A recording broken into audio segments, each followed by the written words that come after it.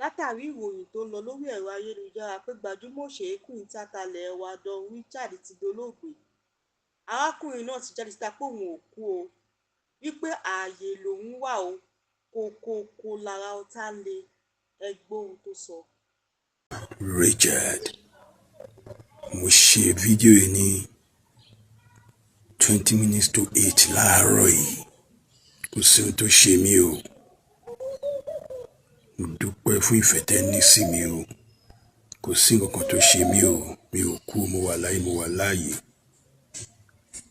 Ẹ lọ ka Dáfídì orí kìíní bẹ̀rẹ̀ láti ẹsẹ̀ kìíní dé ẹsẹ̀ kẹta. Kẹ́gbọ́n tí Ọlọ́run sọ fẹ́ni tó bá ń ṣe dáadáa.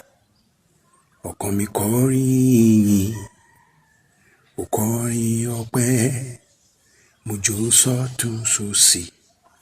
Olúwa ẹ ṣeun.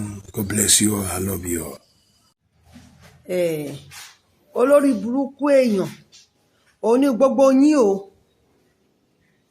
Lẹ́yìn èèyàn tẹ́ ń fagídí wá followers, tẹ́ ń fagídí wá like yìí, olórí burúkú má ṣàǹfààní ni yín. Ọjọ́ kan dẹ̀ ṣì ń bọ̀ tẹ́ mọ kúkú òjijì bẹ́ ṣe wà yìí, tẹ́ mọ rí ọ̀ràn, tẹ́ mọ kú tìrantìran. Àkọ́bí bàbá yín wà ń bẹ̀, ẹ sọ pé ó kú. Àkọ́bí ìyá yín wà ń bẹ̀, ẹ ló kú. Ẹ̀yin fúnra yín gangan kí ló dé tẹ́ ìrókú rora yín? Ẹ bẹ̀ sí ń pariwo pé Don Richard ti kú lánàá. Ẹ̀yin lẹ mọ́ gbá kú bọ̀bọ́ ìkú o. Ikú bọ̀dá yìí tẹ́ fi ń fikú tẹ́ fi ń lọ lójoojúmọ́ yìí, ẹ̀yin lẹ mọ́ gbá kú ẹ̀kú, kò sọ́gbọ́n tẹ́ lè dá sí. Ṣé torí láìkì tẹ́ ń wá káàkiri yìí náà? Ẹ̀dẹ̀ wọ ọmọ ọlọ́mọ sùsù bẹ́yìn ẹ tún post ẹ̀ lánàá ẹ ló ti kú. Ikú yẹ̀ lórí Richard ó wá sórí ìwọ tó ń pariwo ikú fún yìí o. Ìwọ ló máa forí gbé ikú ẹ̀. Ọmọ ọlọ́mọ tó ìfẹ́ yaṣẹ́ ẹ jẹ́ kí n sùn mọ́jú bẹ́ẹ̀ ṣe jẹ́ kí n sùn mọ́jú lénìí. Ìwọ tó post ẹ̀ lánàá tó pé Don Richard ti kú yẹn ò ní lálàáfíà, ó tiẹ̀ ní nísinmi lọ́jọ́ ayé ẹ̀. Wàá kú tìrantìran ni.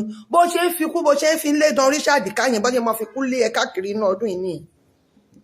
Ẹni tó fẹ́ wọ location tó kú bí ọ̀sẹ̀ kan tá à ń dira lẹ̀, ẹ̀dẹ̀ post ẹ̀ lánàá bẹ́yẹn ẹ̀dẹ̀ ló ti kú.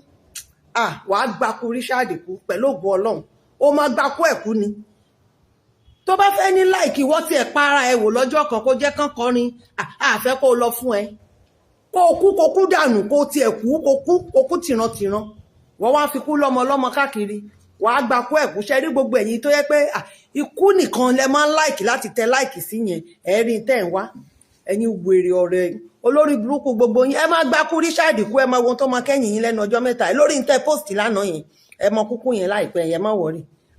Ọ̀rọ̀ lẹ ti gbọ́ lẹ́nu Don Richard, gbajúmọ̀ òṣèrékùnrin tíátà ilẹ̀ wa o. Ó ti jáde síta pé òun ò kú o, ààyè ló wà o, kò dẹ̀ ní kú báyìí lágbára Ọlọ́run.